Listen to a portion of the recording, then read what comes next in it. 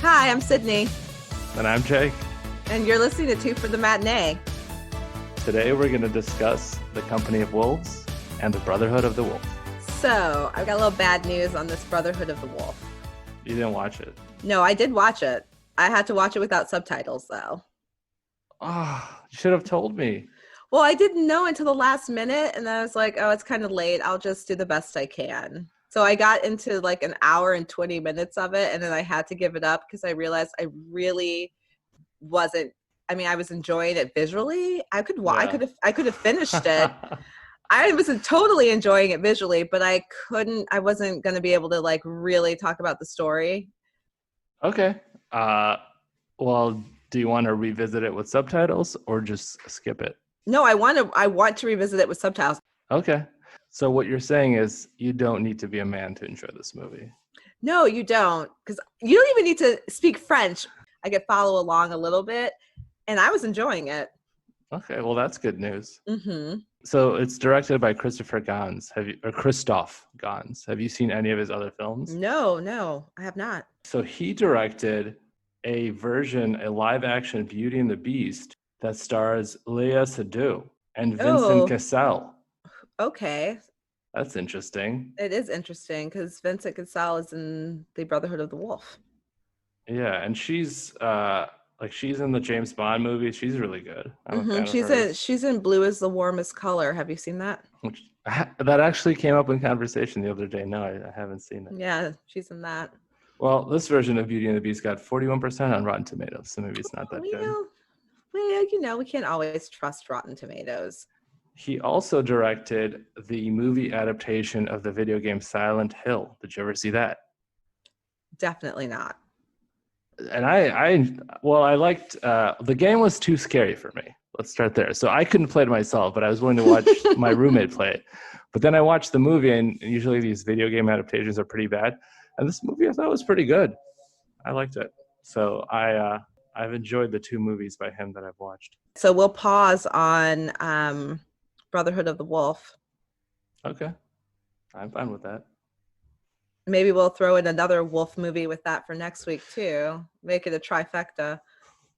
All right. Well, then let's just get into The Company of Wolves. Trust a stranger friend. No one knows how it will end. As you're pretty, so be wise. Wolves may lurk in every guise. Now, as then, 'tis simple truth. Sweetest tongue has sharpest tooth.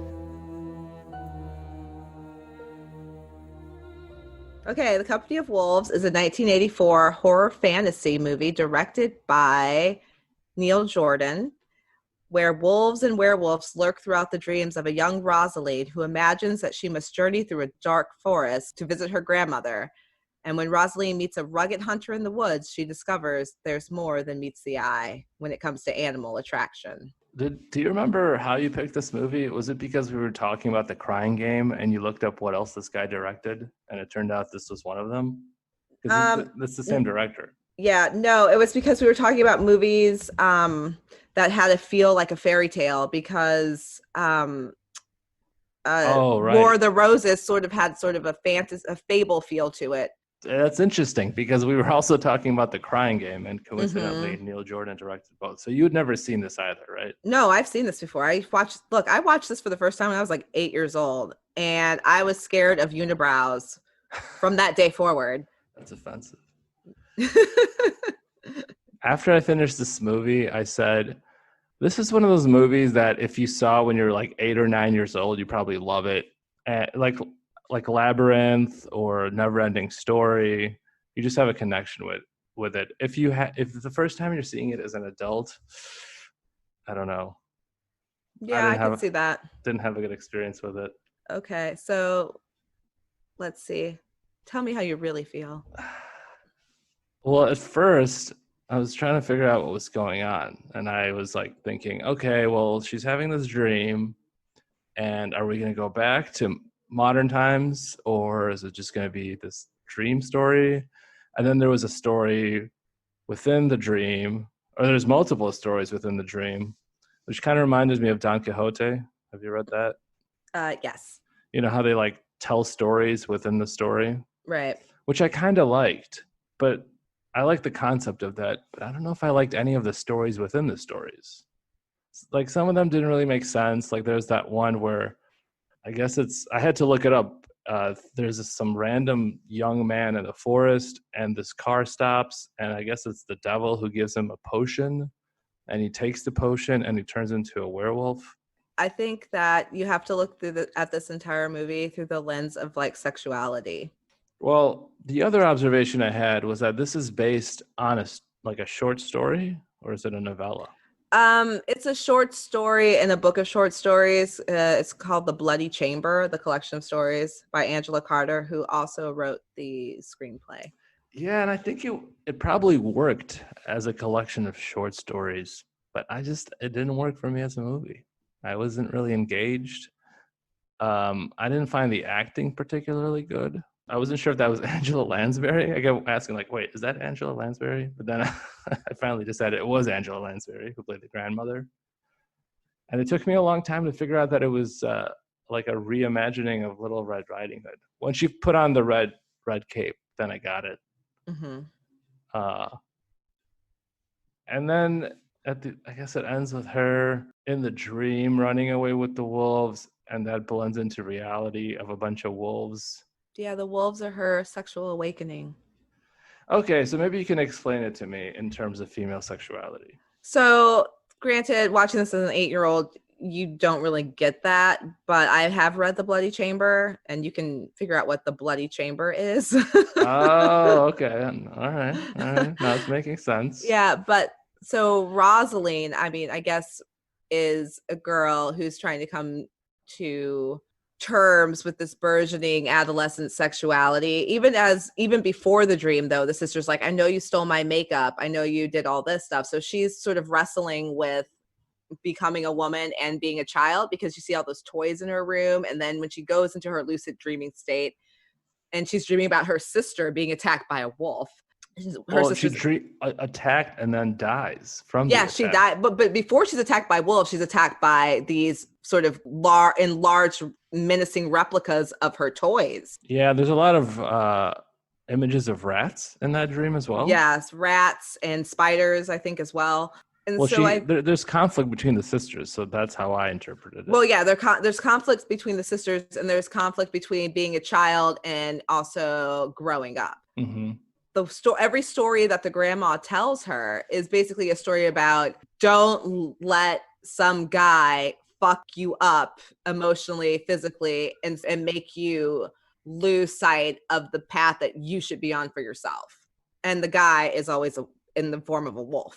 So it's the first story within the story is about the girl who falls in love with a man played by Stephen Ray. Is that how you pronounce his last name? Yes. The guy from The Crying Game. And it turns out he's a werewolf. So he, on their wedding night, he sees a full moon and he just kind of runs off. And then so she doesn't know where he is, ends up getting married to someone else, having 3 kids. Then he comes back and then he sees that she's had 3 kids with another man, and he freaks out, yells at her, demands food. And then her husband comes home, sees her previous husband turning into a wolf, and knocks his head off with a shovel. And then he's like rough with her too. So the second guy's in a wolf, but he's still an asshole. Yeah, but there's something the grandmother says after that, and I should have written it down. Because they're all terrible, something like that. Something like that. Rosaline asks if like all men hurt women, something like that along those lines. And basically the grandma's like, yeah. But her dad's nice. Yeah, her dad is nice. And the grandma's really cynical. The grandma is very cynical. She's like, don't stray off that path. She's always got advice. Don't eat a fallen apple. Could it also be like abstinence only here? Like just don't do the sex. There's nothing good will come from it, because there's also a lot of snake imagery as well. But going back to that first story, the way the grandmother tells the story after she marries, so the wolf husband disappears, the girl marries someone else, but you see that she is so discontented. She's got those 3 kids and she's yelling at them and she's extremely unhappy and she's overwhelmed. And basically the story is like, she probably would have been better off on her own. Yeah, and even so, one thing I do remember, like the exact words the grandmother used is, she gave him children. And I'm thinking, like, that's a odd way to describe it, because it's like she didn't want kids, so she just like gave him these kids that he wanted, which it seems like that's what happened. Yeah, there was nothing happy about that situation at all. And then what was the second story? That was the one with the young man in the forest and the devil. And so how do you interpret that one? I saw that as the devil was bringing the young man. Oh God, I wish I could remember all Puberty? of the. Well, yeah, or just bringing the boy manhood. Yeah. But he's at first because the way it manifests is like he starts growing chest hair, and at first the boy is happy, but then he starts freaking out. Yeah, because that's responsibility and expectations of what it means to be a man. Those vines coming around his legs and fastening him to the ground. Yeah, that's true. But then why is the main character driving? She's the chauffeur of the devil character. I didn't see it was basically her. I didn't see it as her. I just saw it as someone blonde hair. Yeah, just some, just a clever thing to do. I didn't think about that much. And then the third story is this kind of rough-looking woman interrupts a very indulgent, gluttonous feast of these aristocratic-looking people. Yeah, and she's very pregnant, and I guess one of the nobles like basically impregnated her and just like tossed her to the side because she's beneath him. And it turns out she's a witch, so she turns all the other aristocrats into wolves. So what's that about? That's just about like a woman scorned. Maybe it's just she says that somebody says they're all beast anyway. I think maybe when she's telling the story, and so I guess she made them into the literal beast that they are. So that's not so much about sexuality. It's just, it feels like more about class. Maybe because the upper class men see lower class women as things to be used and thrown away. Yeah. Well, it was funny. Like this movie did have some good moments.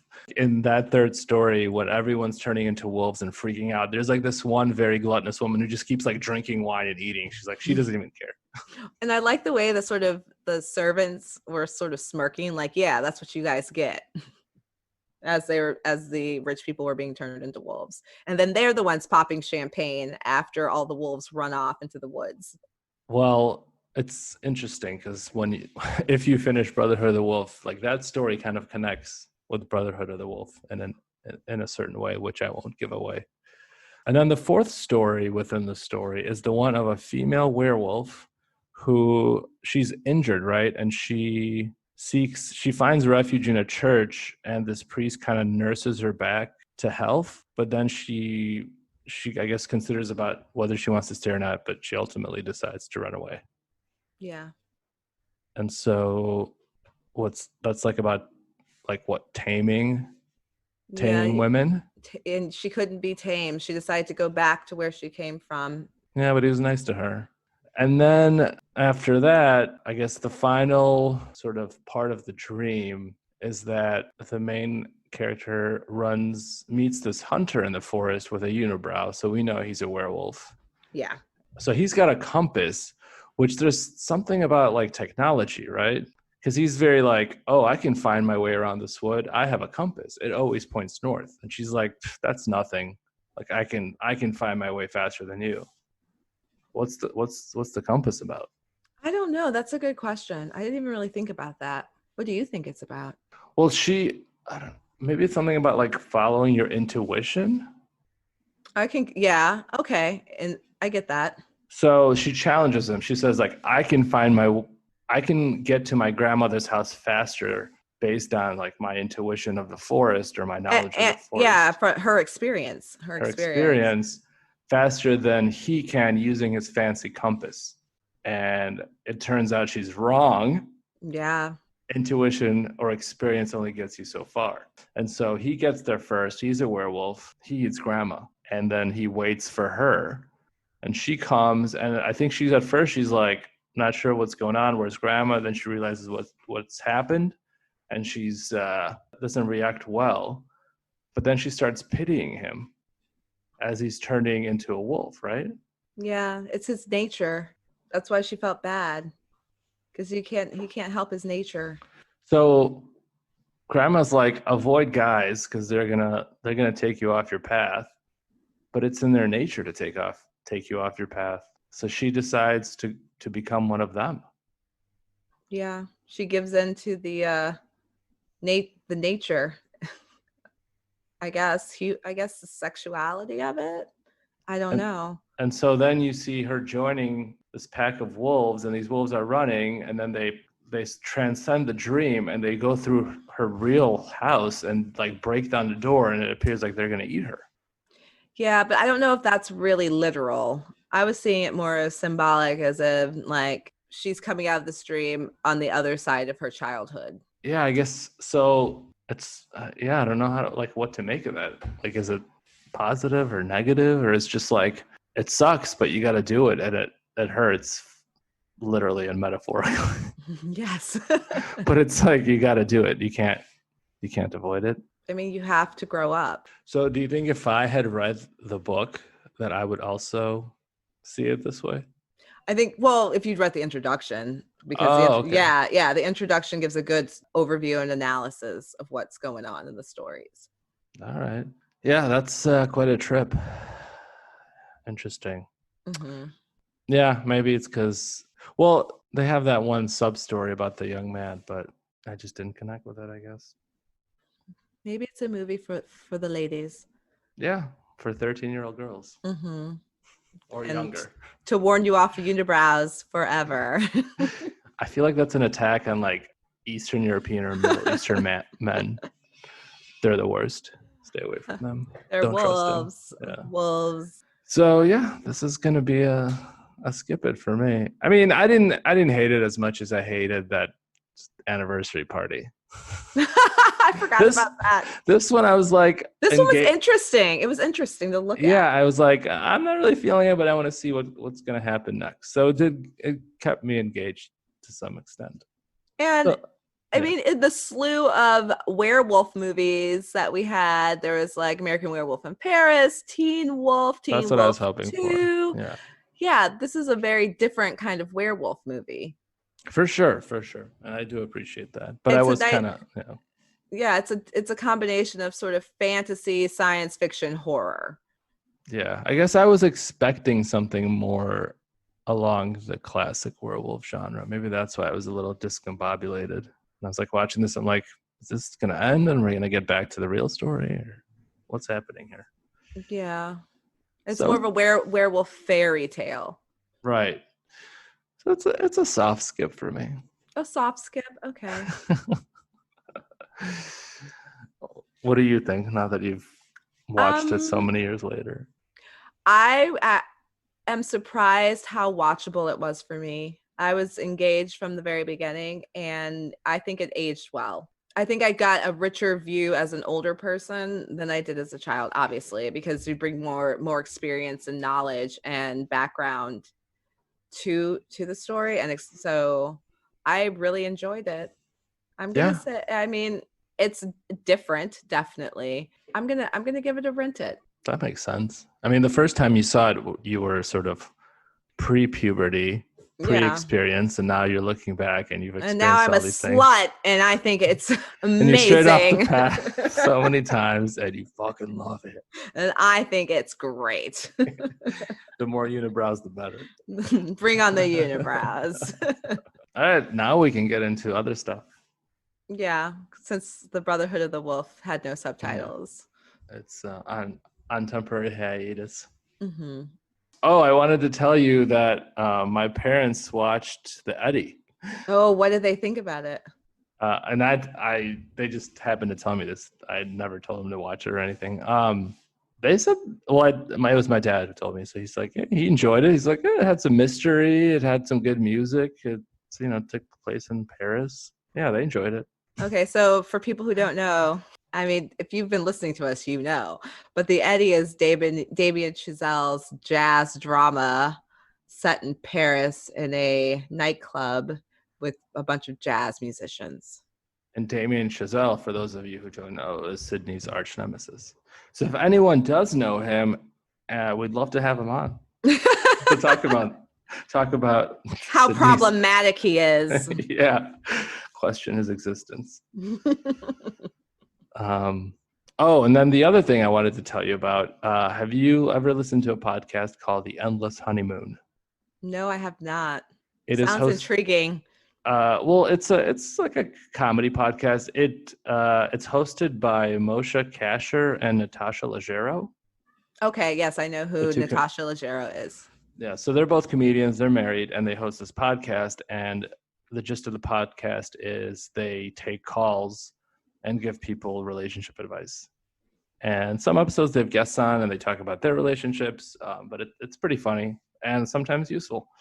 So they had an episode with Patton Oswalt and his, I guess, new wife. Maybe she's not that new. What's her name? Who's his wife? Christy Swanson?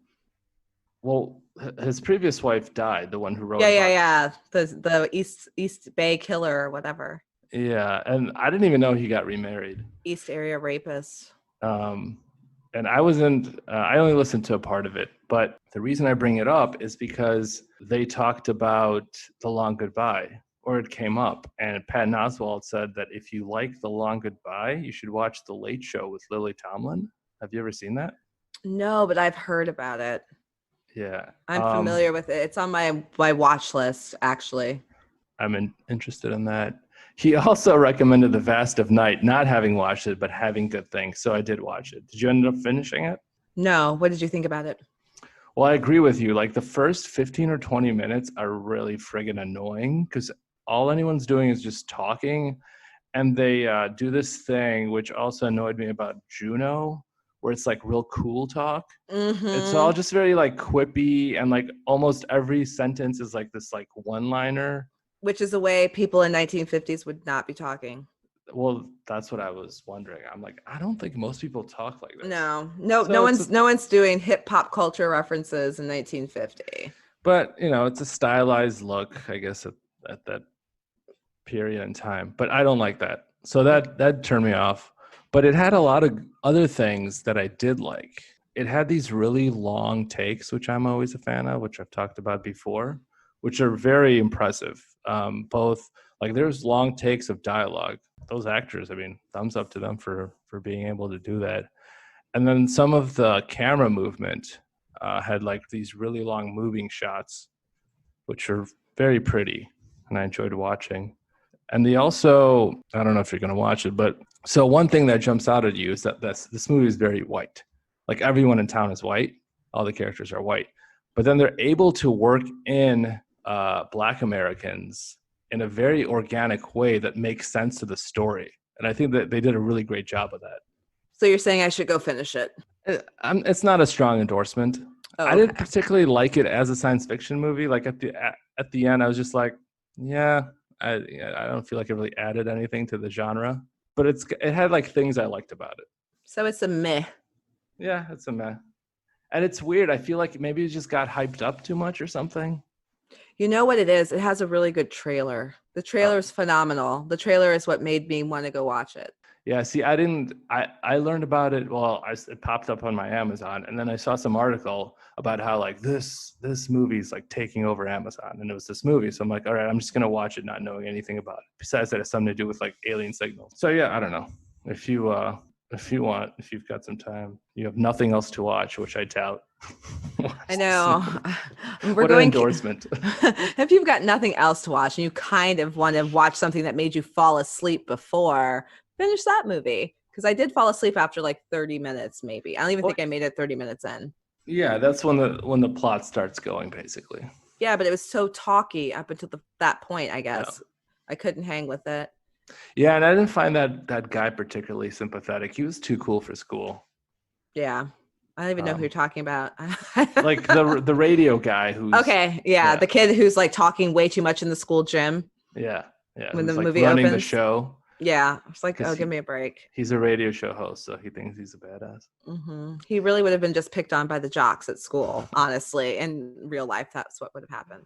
I joke that, and then he grew up to be Howard Stern. But so you said you watched that movie we couldn't figure out the name of, about the Creoles. Oh, Cain River on Criterion Channel. Yeah. Tell me about that. So I think it's 1981, I think, maybe 82. And it's really a low budget independent film. And it's directed by Black director Horace Jenkins with an all black cast and black crew. And it's basically about a guy who comes back home from a possible career in the NFL, but he wants to be a poet. So he comes back home to his family on Cain River in Louisiana. And it's about how he falls in love. And it's a black love story. And it's told really well. And it's really sweet. And it's really genuine. Being, made in 1982, this is obviously something that had to be produced independently because there's no way this was going to get made as a mainstream movie. So you can tell that it's low budget, but it's forgiving because the performances are really just so good and the story is really sweet. Yeah, I mean, that's my biggest concern. It's a low budget aspect. So I want to watch it, but I'm worried about. Well, this movie was never even made it to the theaters because the director died right when he finished it. And so the print was put away, and I think they were shown a couple times at festivals, and then it never got a wide release, and someone found it like 3 years ago and it got restored and released. So I don't know. I mean, it is low budget, but I cried at the end. It was just so sweet. It made me feel just really good at the end that I just realized, and I said out loud, I love this movie. All right, maybe I should check it out. I mean, you have to take it for what it is. And then think of the possibilities of the story if it was given money. Yeah. And that people in the places of power thought that this story was something worth telling, which they didn't. So he had to do it himself. Well, Spike Lee remade Old Boy. He can remake this. Right? My point is he's done a remake. So why not, Well, and there's other directors. For sure. Spike Lee, Steve McQueen. We talked about him. I love him. This would be perfect with slow, long takes of the river. Mist coming up off over the plantation grounds. Yeah. He did that 12 Years a Slave. Never mind. Are there any? So there's no white characters in this, right? There's a couple. But they aren't main characters. I'm just thinking, how's he going to work Michael Fassbender into this movie? He'll find a way. Oh, well, Michael Fassbender wasn't in Widows. Did you see Widows? No, that didn't particularly interest He wasn't in that. He was not in that. Probably scheduling conflict. He was making some shitty X-Men movies. He probably wanted Liam Neeson's character to be Michael Fassbender. Oh, Liam Neeson's in it? Is he the bad guy? Yeah, you don't know he's a bad guy until he is the bad guy. Okay. Yeah, that's probably what happened. Did you watch anything else? I did. I watched a lot of stuff, actually. I watched that. I watched Downhill, which was the... Oh, right. Yes, Downhill. I watched that as well. Oh, God. So Downhill is the English language remake of Force Majeure. And this one stars Julia Louis-Dreyfus and Will Ferrell. And who made this? Some people that probably shouldn't be making movies. Well, it was co-written by what's his name? The guy who was in Community and who wrote Community. Jim, is it Rash? I think it is Jim Rash. Hold on, I'm gonna look it up. Played the principal, the bald guy with glasses. Yeah, Jim Rash. You're right. Yeah, and he's an Oscar winner because he won for I forget now, but yeah, he's an Oscar winner, so he's not a nobody. And it was co-directed by him and Nat Faxon. I don't know if they're like a duo that does a lot of work together. So what'd you think? I mean, overall, I didn't particularly like it. It did make me laugh here and there. I think some of it was just, I feel like we've moved on from some of the humor in this movie. Mm-hmm. Like the, I don't know, the host, or what do you call her? That. Oh, yeah, her Miranda Otto, who I love in The Chilling Adventures of Sabrina. She was sort of just like a cartoon character of a European, over-sexualized European woman. Yeah, I think we're past that at this point. Yeah, why are we doing that? So like that was kind of annoying. And then Will Ferrell's character, like he was just this very bland kind of pushover husband. Like, aren't we past that as well? So here's my thing about this. Will Ferrell's character is totally the kind of man I would expect to run away when an avalanche is coming. Yeah, I guess. Yeah, like he behaved in character. There was nothing out of character for me for that. Like, okay, yeah, he ran away. That's what I'm seeing on screen. I'm not expecting anything else from this. Why is this a problem? Well, it's funny you say that because my problem with their relationship is like she's very pissed at him for this and like kind of like the fallout. But it's like you married this lame guy. Like, he did something lame. He's lame. Yeah, I don't think he's changed over the course of your marriage. He seems like he's been this way. Yeah, extremely lame and boring. It's just like a weird TV dad from some old sitcom. There's nothing there. There really were no characters, and the things that they added to the movie, I have to ask why. Like when Julia Louis-Dreyfus is like, "I want to see the manager to complain about the avalanche." Why is that in there? It was funny. That interaction was funny. It just, as a remake of a very good movie, it wasn't very good.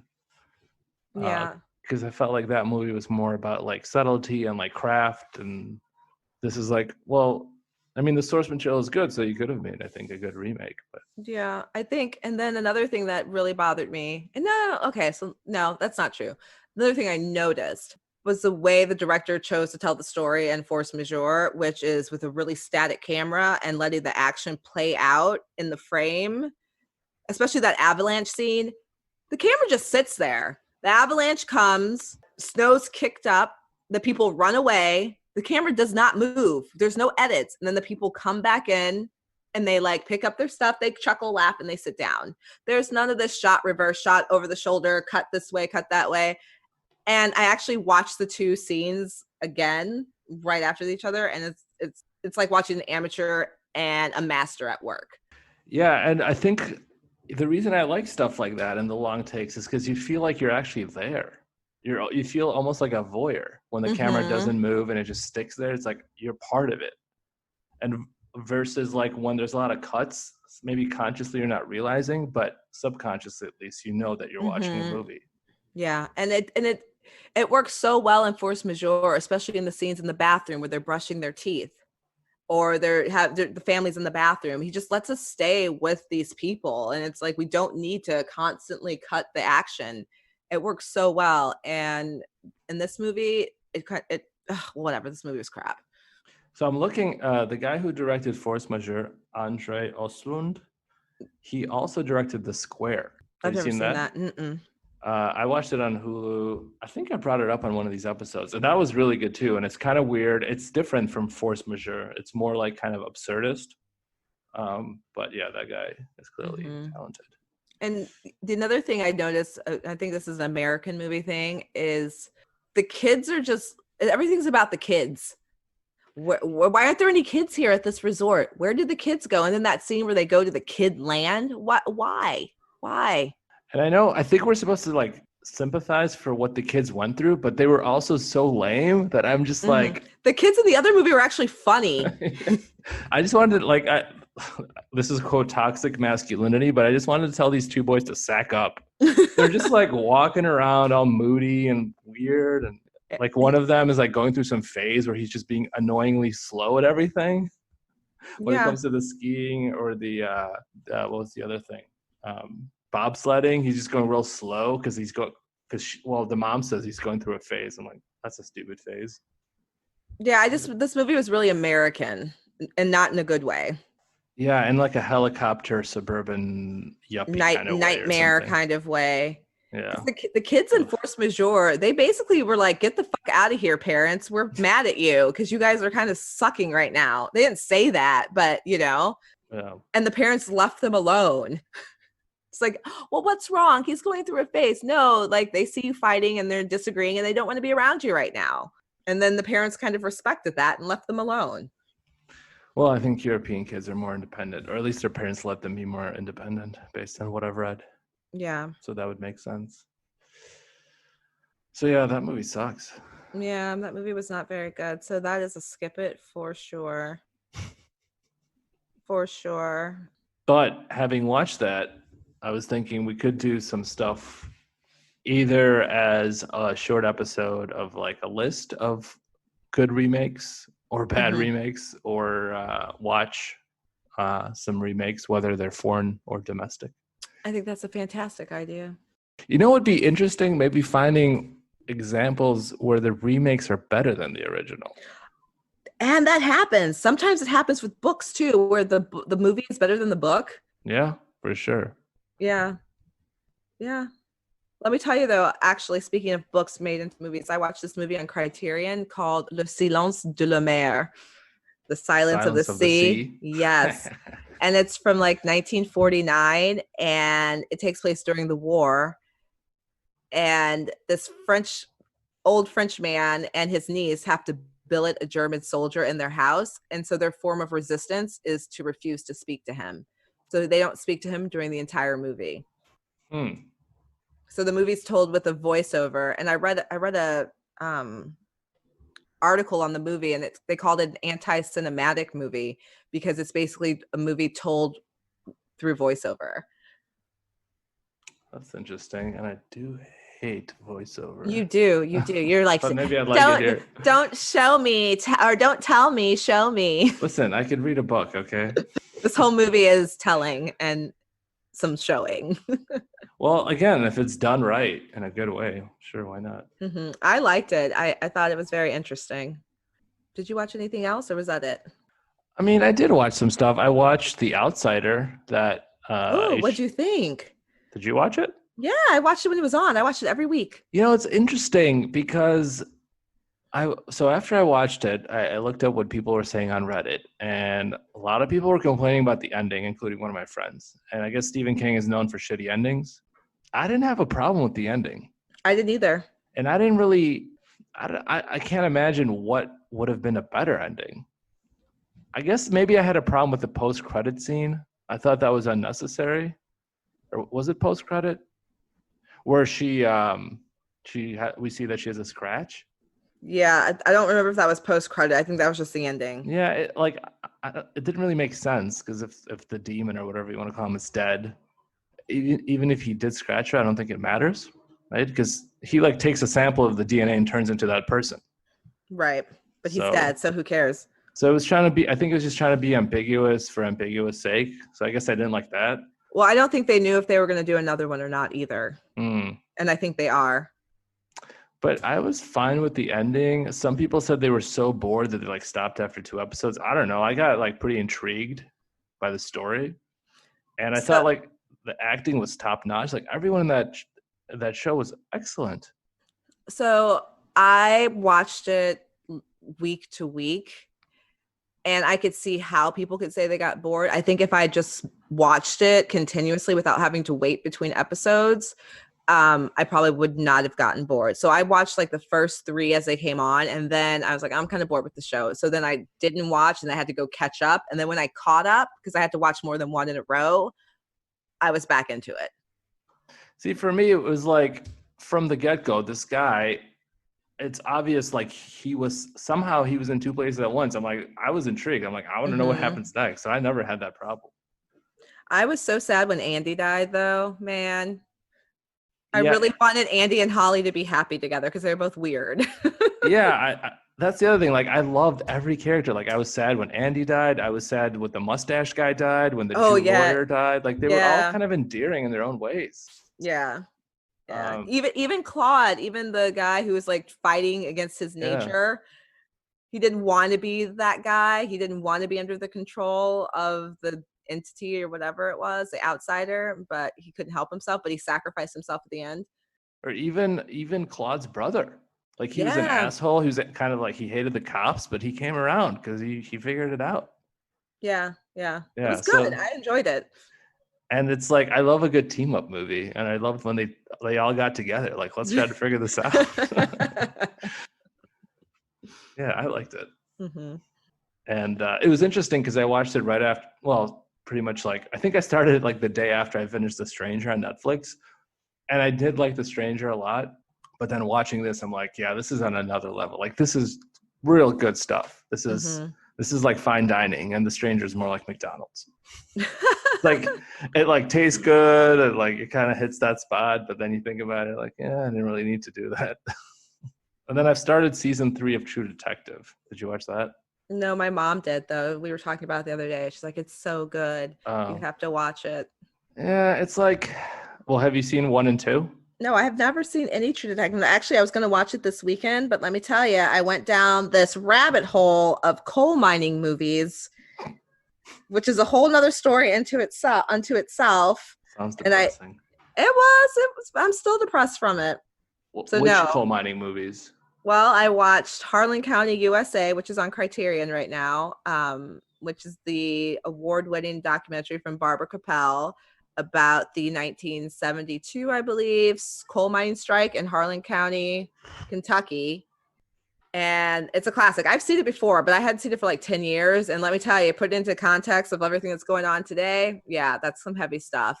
And then I watched Matewan, John Sayles' movie about the coal wars, the start of the coal wars in West Virginia. And then I watched a documentary called Coal Wars from American Experience on PBS. So it's 2 documentaries.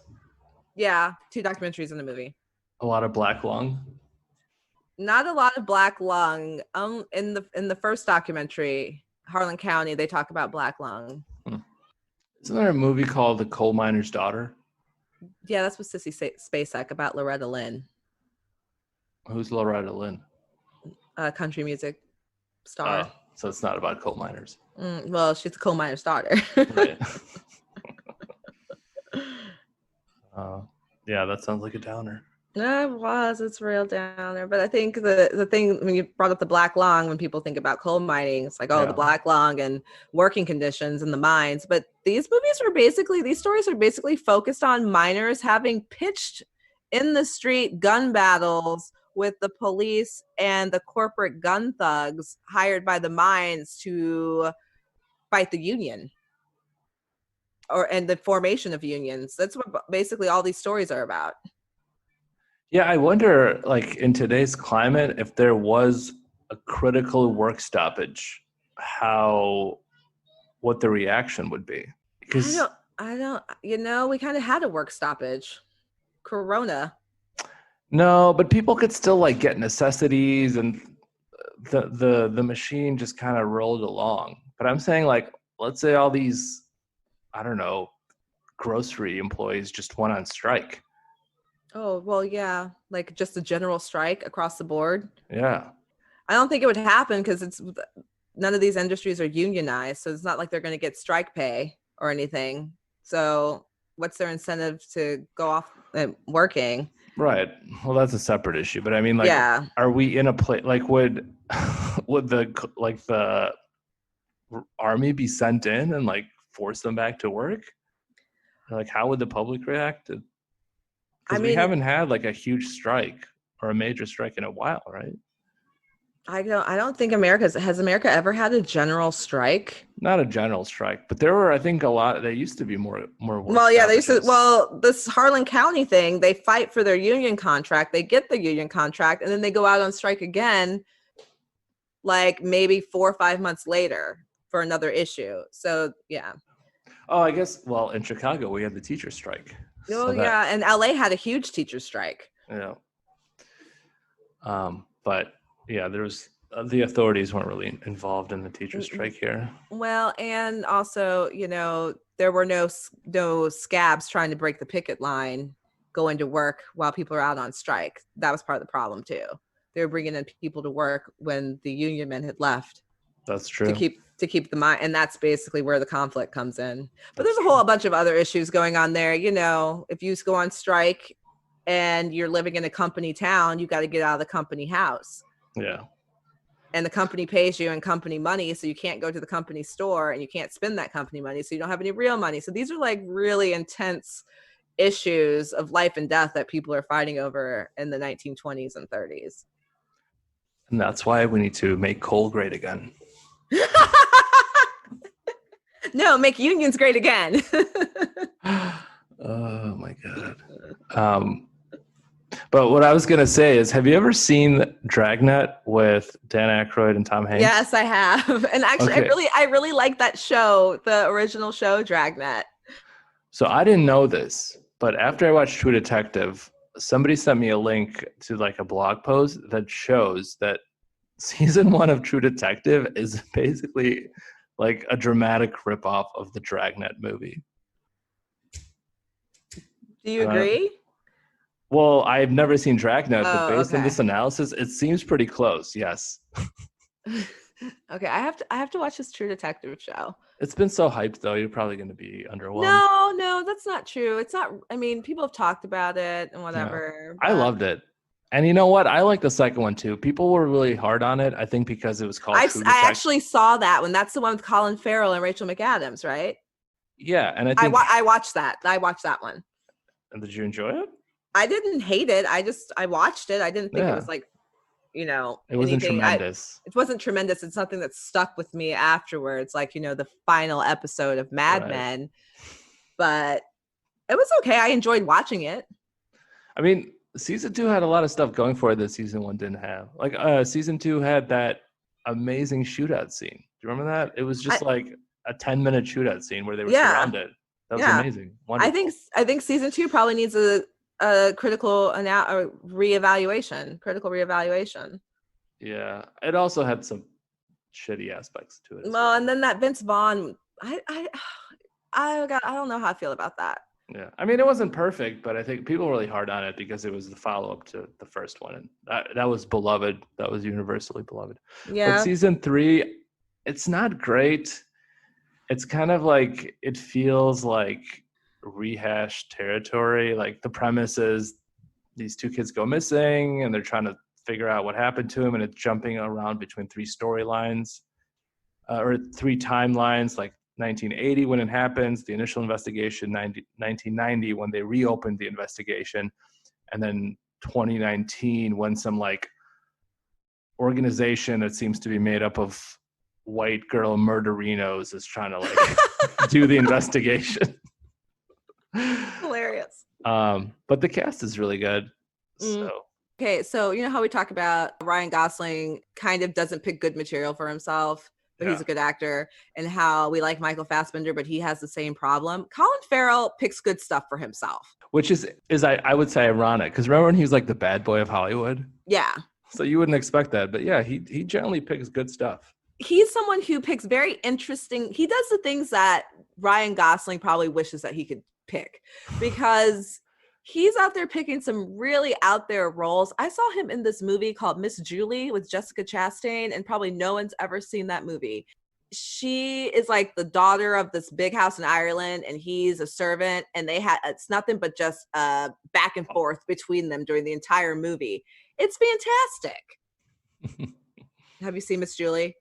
No, I think I've come across it, and I'm like, this doesn't interest me, but maybe I should watch it. Well, it's just really, I mean, it's more theatrical, like as in like a play than cinematic, but I really enjoyed it because I enjoyed his performance.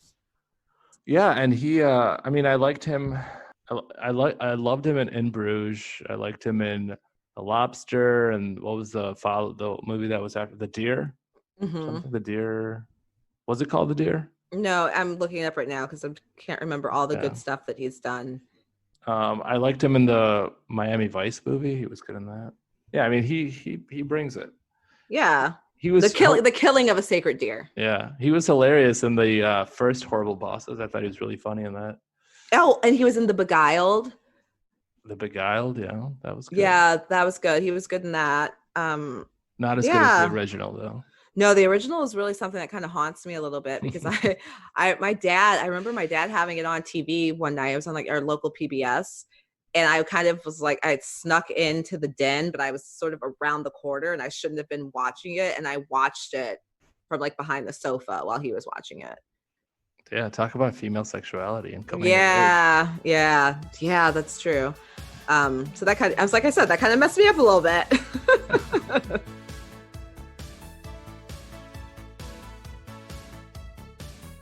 I'm Jake. And I'm Sydney. And join us next time when we finally get to The Brotherhood of the Wolf, subtitles and all. And we also watch The Late Show. with Lily Tomlin. So we'll see you next week.